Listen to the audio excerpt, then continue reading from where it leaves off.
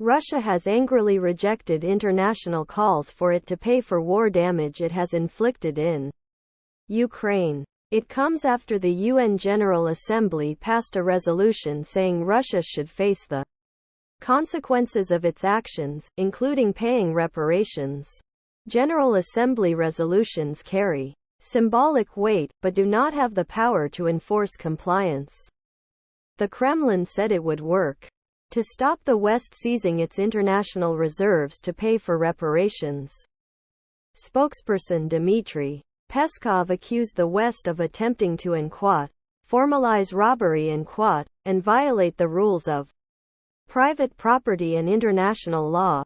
The resolution said that Russia and must bear the legal consequences of all of its internationally wrongful acts, including making reparation for the injury, including any damage caused by such acts and It also recommends that member states, in collaboration with Ukraine, create an international register to record evidence and claims against Russia. Ukrainian President Volodymyr Zelensky welcomed the resolution, saying that reparations paid by Russia are now part of the international legal reality and Ahead of the vote, Kyiv's UN ambassador Sergei Kislitsa told the assembly that Russia had targeted everything from factories to residential buildings and hospitals in the war.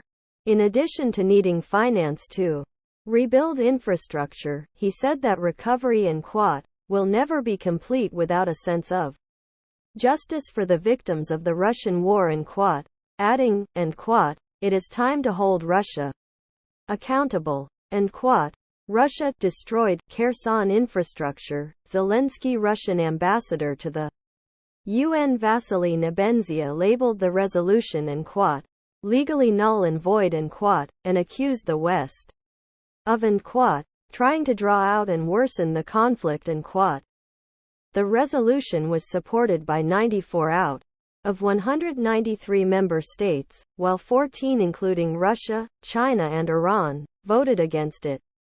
The remaining countries all abstained. By contrast, 143 member states voted in October to condemn Moscow's illegal annexation of parts of Ukraine.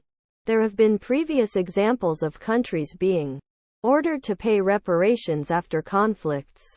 The most famous is the 269 billion marks that Germany was told to pay by the Allies after World War I. Around $300 billion, £250 billion, in today's money. The high price was intended to ensure that Germany would not be capable of more war for many years.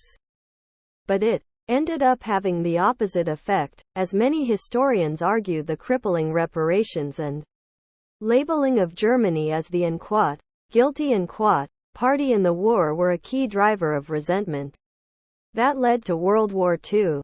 Germany and other Axis powers were also forced to pay reparations after that conflict, but with a greater emphasis on rebuilding damaged infrastructure in Europe than on punishing Germany for its actions.